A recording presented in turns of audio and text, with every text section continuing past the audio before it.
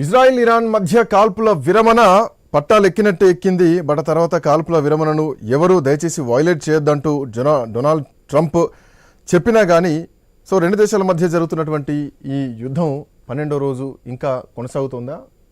ఈ సీజ్ ఫైర్ని రెండు దేశాలు ఉల్లంఘించినాయా? చర్చిద్దాం. మనతో పాటు వివి రావు గారు కూడా జాయిన్ అయ్యారు. రావు గారు నమస్తే అండి, గుడ్ ఈవినింగ్. రావు గారు గుడ్ ఈవినింగ్. చెప్పండి. Good evening. రావు గారు ఎట్లా చూడాలి? ఇరాన్లో తిరుగుబాటు, నేను వ్యతిరేకం తిరుగుబాటుకు అశాంతిని వ్యాపింపజేస్తుందంటూ కూడా ట్రంప్ ఇప్పటివరకు మాట్లాడడం జరిగింది. ఇరాన్లో తిరుగుబాటు జరిగిందనేటువంటి ప్రకటన అమెరికా అధ్యక్షుడు డొనాల్డ్ ట్రంప్ నుంచి ఇంకొకసారి వెనక్కి తగ్గని ఈయన చేసినటువంటి మాటల్లో. ట్రంప్ ప్రకటించిన తర్వాత కూడా ఇరాన్ ఎట్టి పరిస్థితుల్లో వెనక్కి తగ్గపోవను, మళ్ళీ న్యూక్లియర్ సంబంధించి మళ్ళీ రీస్టార్ట్ చేసేటువంటి అవకాశాలు ఉన్నాయన్నది కూడా ఇరాన్ నుంచి అధికారికంగా వస్తున్నటువంటి మీడియా వర్గాల నుంచి వస్తున్నటువంటి సమాచారం. నెక్స్ట్ పరిస్థితులు ఎట్లా ఉండాలి? అమెరికా అధ్యక్షుడు చేతులు ఎత్తేసారా? ఆయన పని ఆయన చేసేసారా? ఎట్లా చూడొచ్చు? ఇప్పుడు ఆబ్జెక్టివ్స్ మూడు దేశాలు చూస్తే, ఇజ్రాయెల్ ఆబ్జెక్టివ్ ఇరాన్ని బలహీన తీయడం, హిజ్బుల్లాకి, హమాస్కి, హౌతీస్కి ఇచ్చే సపోర్ట్ని ఎండ్ చేయడం, ఇది మెయిన్ ఆబ్జెక్టివ్స్ కనిపిస్తున్నాయి. దానిలో భాగంగానే న్యూక్లియర్ వెపన్స్ తయారు చేయకుండా వీలు చేయడం, అలాగే పొలిటికల్ లీడర్షిప్ తప్పించలేకపోయారు. న్యూక్లియర్ వెపన్స్ ని తయారు చేయడాన్ని మాత్రం డిలే చేయగలుగుతున్నారు. ఎందుకంటే 3 మెయిన్ రియాక్టర్స్ ని అమెరికా హెల్ప్ ద్వారా దాన్ని దెబ్బతీశారు. వాళ్ళు సొంతంగా చాలా వరకు చేశారు, అమెరికా హెల్ప్ ఫుల్ వచ్చింది అడిగిన దాంట్లో. ఈ విధంగా ఇజ్రాయెల్ చాలా వరకు సక్సెస్ఫుల్ అయింది. వాళ్ళు కొంచెం దెబ్బతిన్నారు కానీ వాళ్ళు తట్టుకోగలరు. ఇప్పుడు అమెరికా అంటారా, ఇజ్రాయెల్ అడిగిన help ఇవ్వగలిగింది.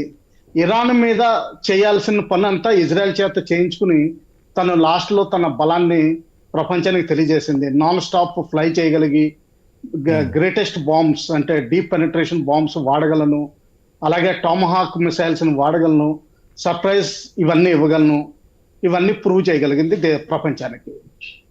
Make America great again అన్న దాంట్లో ఒక అంశం కింద అది చూడవచ్చు. ఇంకా సీజ్ ఫైర్ ఇనిషియేట్ చేయడం వల్ల ఆయన ట్రంప్ గారికి ఎప్పటి నుంచో ఆకాంక్ష ఉంది, ఒబామా గారితో ధీటుగా నోబెల్ ప్రైజ్ ఫర్ పీస్ తెచ్చుకోవాలని. దాని విధంగా ఇంకొక అడుగు ముందర వేసినట్టు మనం అనుకోవాలి. ఇంక ఇరాన్ సంగతి వస్తే చాలా వరకు దెబ్బతిన్నారు. వాళ్ళ పొలిటికల్ లీడర్షిప్ కొంతమంది అండర్ గ్రౌండ్ అవ్వాల్సి వచ్చింది. మిలిటరీ లీడర్షిప్, టాప్ లీడర్షిప్ పోగొట్టుకున్నారు. టాప్ న్యూక్లియర్ సైంటిస్ట్ పోగొట్టుకున్నారు.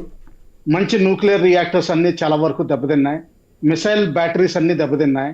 అలాగే ఎయిర్ డిఫెన్స్ వాళ్ళది చాలా వరకు దెబ్బతింది. పాత విమానాలు ఏవైతే షార్ట్ టైం నుంచి ఉన్నాయో, F-4 టైప్, F-15 విమానాలు, అవన్నీ చాలా వరకు దెబ్బతిన్నాయి. రన్వేస్ దెబ్బతిన్నాయి. కాకపోతే ఏంటంటే వాళ్ళు ఒక్కటి చేయగలిగారు ఏంటంటే పొలిటికల్ లీడర్షిప్ ఇంకా ఇంటాక్ట్ గా ఉంది. అదే గ్రాండ్ ఆయతల్లా ఇంకా ఈ safe and sound. Nuclear material 400 kilos వరకు, అంటే దాదాపు 9 బాంబులు 10 బాంబులు చేయగలిగే కెపాసిటీ, 60% యురేనియం రిఫైన్డ్ వాళ్ళు ఎక్కడో స్మగ్లింగ్ చేసి ఇంకో చోట, బహుశా ఇషాఫాన్ అంటున్నారు, ఇషాఫాన్ లో ఇంకొక డీప్ న్యూక్లియర్ రియాక్టర్ ఎక్కడో ఉందని, ఎక్కడో లేకపోతే స్టోరేజ్ సైట్ ఉందని, ఆ స్టోరేజ్ సైట్ లోనే ఎక్కడో దాచినట్టు రిపోర్ట్స్ వస్తున్నాయి. కాకపోతే వాళ్ళు ఇంకా దెబ్బతిన్నది ఏంటంటే ఇంటర్నేషనల్ గా రష్యా నుంచి కేవలం డిప్లొమాటిక్ హెల్ప్ తప్పితే కానీ ఇంకా పెద్దగా ఏమి ఆశించక్కర్లేదని వాళ్ళకి తెలిసిపోయింది.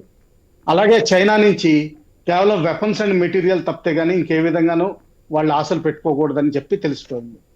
అందువల్ల వాళ్ళు సొంతానికి హార్మోజ్ స్ట్రైట్ ని క్లోజ్ చేయాలని చూస్తున్నారు. అది ఇంకా ఫార్మల్ గా అనౌన్స్ చేయలేదు. అలాగే ఫార్మల్ గా ఎన్పిటి నుంచి బయటికి రాలేదు. అంటే ఏంటంటే ప్రస్తుతానికి వాళ్ళు మళ్ళీ చర్చలకి దిగే అవకాశం ఉంది. సీజ్ ఫైర్ వాళ్ళు పైకి ఇజ్రాయెల్ ని ముందర ఆఫ్ చేయమని చెప్తున్నా కానీ ఈ ఇద్దరు పరస్పర దాడులు ఈ రోజు కొనసాగుతాయి. బహుశా రేపు మానివేసే అవకాశాలు చాలా ఎక్కువ ఉన్నాయనుకుంటున్నాం. ఇది ప్రస్తుతానికి జరుగుతున్న పరిస్థితి. ఈ మధ్యలో కొంత సైడ్ ప్లేయర్స్ ఎవరైతే ఉన్నారో అది బేసికలీ పాకిస్తాన్ ఏంటంటే చైనా సైడ్ నుంచి కొంచెం తప్పించుకుని ఇటు యునైటెడ్ స్టేట్స్ వైపు మగ్గినట్టు క్లియర్ గా తెలుస్తోంది. అలాగే ఇండియా కొంచెం డోల్డ్రమ్స్ లోకి వచ్చింది. ఇటు ఇజ్రాయెల్ కి ఎక్కువ ఇంపాక్ట్ సపోర్ట్ చూపించాలా, ఇటు ఇరాన్ కి ఎక్కువ సపోర్ట్ చూపించాలా, అనేది కొంచెం డోల్డ్రమ్స్ లో వాళ్ళు ఉన్నారు, మనం ఉన్నాం. మనం కాకపోతే ఏంటంటే మనం తట్టుకోగలం కొన్ని రోజుల వరకు. ఎందుకంటే ఆయిల్ తగ్గిపోయినా కానీ మనకి స్ట్రాటజిక్ రిజర్వ్స్ ఉన్నాయి. సౌత్ అమెరికా నుంచి, రష్యా నుంచి ఇంపోర్ట్ చేసుకోగలిగే కెపాసిటీ మనకు ఉంది. ఆ విధంగా మనం తీవ్రమైన ట్రేడ్ దాంట్లో ఇరుక్కోదలుచుకోలేదు. కానీ పాకిస్తాన్ ఇది యుఎస్ఏకి సన్నిహితం ఉన్నది మనం గమనించాల్సిన విషయం. ఇప్పటి వరకు ఇది నేను సమ్మరీ అనుకుంటున్నాను ఈ 12 రోజుల యుద్ధంలో. చెప్పండి. రైట్. అంటే పుల్లారావు గారు ఈ దాడిలో ఇరాన్ సంబంధించినటువంటి ఇందాక మధ్యాహ్నం నుంచి జరుగుతున్నటువంటి దాడిలో ఇరాన్ సంబంధించినటువంటి ఆర్మీ ఇంటెలిజెన్స్ డెప్యూటీ కూడా మృతి చెందారు. వాళ్ళకి సంబంధించినటువంటి ఫోటోలు కూడా బయటకు వస్తున్నాయి. సో ఇట్లాంటి మరణాలు జరుగుతుంటే, అఫీషియల్స్ చనిపోతుంటే, సో ఖచ్చితంగా ఇరాన్ మాత్రం ఎక్కడ ఈ సీజ్ ఫైర్ని యాక్సెప్ట్ చేసింది కనిపించట్లేదు. సో క్షిపణి ప్రయోగాలు చేస్తూనే ఉంది. అటు ఇజ్రాయెల్ కూడా ఇక వినేటువంటి మాట అయితే కనిపిస్తలేదు. సో నెతన్యాహుకి డైరెక్ట్గా ట్రంప్ కాల్ చేసి చెప్పి ఇక మీరే చూసుకోండి అని చెప్పినా కానీ సో రెండు దేశాల మధ్య ఇంకా పచ్చగడ్డేస్తే భగ్గు అనేటువంటి పరిస్థితి కనిపిస్తోంది. ఇకపై ఇరాన్పై మాత్రమే దాడి చేస్తుందంటూ కూడా టెహరాన్ దాడి తర్వాత ఇజ్రాయెల్ ప్రధానమంత్రి కార్యాలయం నుంచి ఒక వార్త వస్తోంది. సో ఇకపై ఖచ్చితంగా దాడి ఉంటుంది, ఇరాన్ పైన మాత్రమే ఉంటుందంటూ కూడా చెప్పడం జరిగింది. సో ఇది అఫీషియల్గా పిఎంఓస్ నుంచి వస్తున్నటువంటి స్టేట్మెంట్స్. సో ఇందాక మనం అనుకున్నట్టు ఈ మిసైల్స్ ఎక్స్చేంజ్ ఇది ఇంకా తీవ్ర రూపం దాల్చుందా?